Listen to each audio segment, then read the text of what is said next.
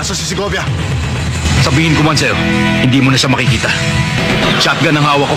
Isang bala ka lang. Bulag ka na, hindi ka pa marunong magbilang. Ngayon, magsasalita ka o hindi?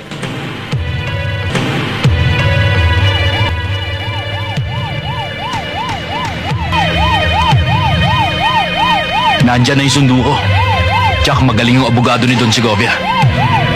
Lusot na ako sa kaso. Eh ikaw, siguradong kulong ka. Kaya doon ka na namin papatira. Hindi ka naabot sa husgado. Ngayon palang sentensyado ka na.